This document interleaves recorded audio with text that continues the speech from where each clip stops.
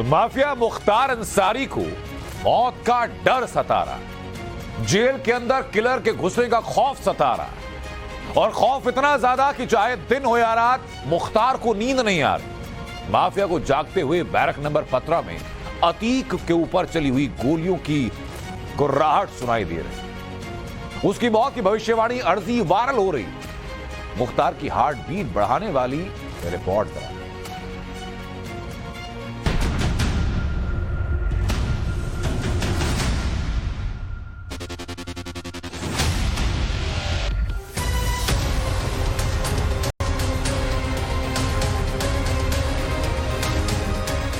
मुख्तार को मारने वाला जेल में आया, ये बात खुद मुख्तार अंसारी कह रहा है, बार बार कह रहा है। पहले 7 सितंबर को मऊ की एमपी एमएलए कोर्ट ने हत्या का डर जाहिर किया, फिर 12 सितंबर को बाराबंकी की एमपी एमएलए कोर्ट में यही बात दोहराई। मुख्तार की इस अर्जी को पढ़िए। माफिया ने 2 जगह अपनी हत्या की साजिश का अंदेशा जताया, आरोप लगाया कि जेल के अंदर उसका खेल किया जा सकता है। मुख्तार ने अपनी अर्जी में UP police, UP STF, jail अधिकारी और एक सिपाही से जान का खतरा बताया। मुख्तार का दावा ये कि माफिया ब्रजेश सिंह, सुंदर भाटी और त्रिभुवन सिंह इस प्लानिंग का हिस्सा है। मुख्तार अंसारी वीडियो कॉन्फ्रेंसिंग से पेश हुए। उन्होंने एक प्रार्थना पत्र भेजा था जिसमें उन्होंने अपनी जान को खतरा बताया था और बताया था कि उनको ब्रजेश सिंह गैंग से भी खतरा है, राज्य सरकार से भी खतरा है और प्रशासन कोई भी उनकी सुरक्षा व्यवस्था नहीं कर रहा है, इसलिए तुरंत न्यायालय सुरक्षा व्यवस्था मजबूत करने के लिए आदेश पारित करे। 6 अप्रैल 2021 से यूपी की बांदा जेल में बंद मुख्तार एक सिपाही से खौफ खा रहा है। उसे जेल के बाहर अतीक जैसा डर सता रहा है। जेल के अंदर उसके दिमाग में गैंग वॉर घूमता रहता है। मुख्तार इसी टेंशन में रहता है कि 2 मई 2023 को दिल्ली की तिहाड़ जेल में गैंगस्टर टिल्लू ताजपुरिया के साथ जो हुआ, कहीं उसके साथ वैसा ही रिपीट ना हो जाए। मुन्ना बजरंगी से लेकर मुख्तार के करीबी मेराजुद्दीन तक ऐसे कई कुख्यात गैंगस्टर और अपराधियों की या तो जेल में हत्या कर दी गई या फिर संदिग्ध हालात में वो मृत पाए गए। मुख्तार इसलिए भी बेचैन क्योंकि कुछ दिन पहले एक सिपाही सोनभद्र से बांदा जेल पहुंचा। इस सिपाही का नाम आपको बता नहीं सकते, मगर मुख्तार का आरोप ये कि सिपाही उसके दुश्मनों की साजिश का हिस्सा है। जब एक बदमाश डरता है तो बाकी लाखों करोड़ों लोग सुरक्षित हो जाते हैं कि अवैध वसूली अब मुख्तार अंसारी के नाम पे कोई नहीं कर पाएगा। अब कोई हमारे अपहरण करके फिरौती नहीं मांगेगा। भाई अफजाल अंसारी से मिले मैसेज के बाद मुख्तार बेचैन है। उसने जेल की सुरक्षा पर सवाल उठाए, मगर जेल प्रशासन का दावा यह कि माफिया की सुरक्षा बहुत टाइट है।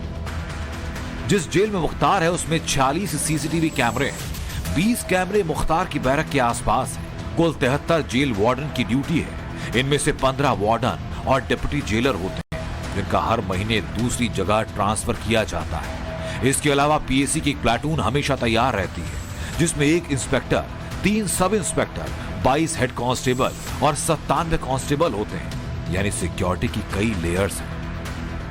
जेल प्रशासन के मुताबिक जिस वार्डन से मुख्तार ने खतरा जताया उसकी ड्यूटी बैरक नंबर 15 के आसपास तक नहीं और अब तक मुख्तार से उसका आमना सामना भी नहीं हुआ। मेरे पीछे ये वही जेल है जहां पर बाहुबली मुख्तार अंसारी कैद हैं। बात मुख्तार अंसारी की दिनचर्या की करें तो मुख्तार अंसारी जल्दी सुबह उठकर लगभग 1 घंटे का वर्कआउट करके अपनी दिन की शुरुआत करता था, परंतु अतीक और अशरफ की हत्या के बाद से मुख्तार अंसारी की बेचैनियां लगातार बढ़ती जा रही हैं। वहीं मुख्तार अंसारी अपनी बैरक पर रात भर करवटें बदलता रहता है। बात अगर जेल सुरक्षा की करें तो जेल में सीसीटीवी कैमरे से चप्पे चप्पे पर निगाह रखी जा रही है। वहीं एक पीएसी प्लाटून सहित लगभग 150 पुलिसकर्मी तैनात किए गए हैं। मुख्तार की सुरक्षा देखिए। अब ये समझिए कि मुख्तार तक पहुंचना किसी के लिए भी कितना मुश्किल है।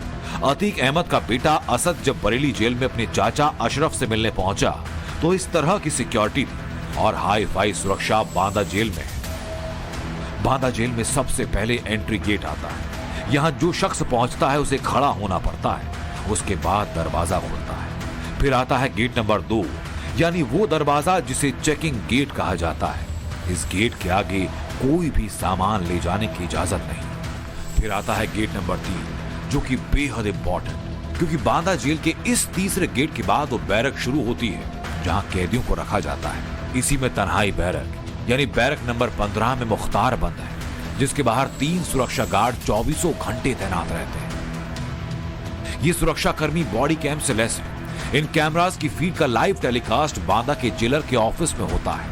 लखनऊ के कमांड ऑफिस में हर मूवमेंट को देखा जा रहा है।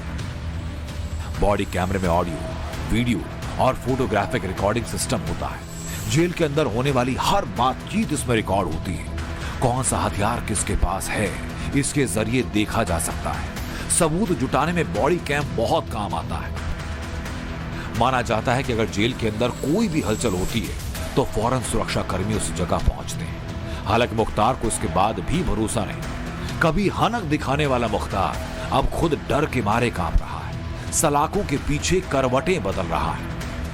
अब उत्तर प्रदेश में योगी आदित्यनाथ जी की सरकार है और पहली बार जो माफिया सिस्टम को व्हीलचेयर बना चुके थे, अब वो खुद व्हीलचेयर पे चलने को मजबूर है। इस तरह की बार बार बहानेबाजी करके और इस तरह की चाल चल के उन्हें ऐसा लग रहा है कि फिर से वो कांग्रेस शासित किसी राज्य में सुरक्षित स्थान पे पहुंच जाएंगे या किसी सुविधा वाली जगह पहुंच जाएंगे, तो यह संभव नहीं है। उन्होंने जो गुनाह किए हैं, उन्होंने जो कर्म किए हैं, उसकी सजा उन्हें यहां की जेल में मिलेगी और उन्हें एक सामान्य कैदी की तरह जेल में रहना पड़ेगा। सुनो सुनो सुनो, आज दिनांक 12/9/2023 को मुकदमा अपराध संख्या 23/2023 मुख्य न्यायिक मजिस्ट्रेट महोदय जनपद गाजीपुर द्वारा जारी किया गया था। यदि अभियुक्त 1 माह के अंदर माननीय न्यायालय के समक्ष हाजिर नहीं होता है तो उसके खिलाफ अग्रिम विधिक कार्रवाई कराई जाएगी। गाजीपुर में बज रही ये डुगडुगी मुख्तार अंसारी को परेशान कर रही है। माफिया मुख्तार के ससुराल में मोहम्मदाबाद पुलिस ने कोर्ट के आदेश पर नोटिस चिपकाया।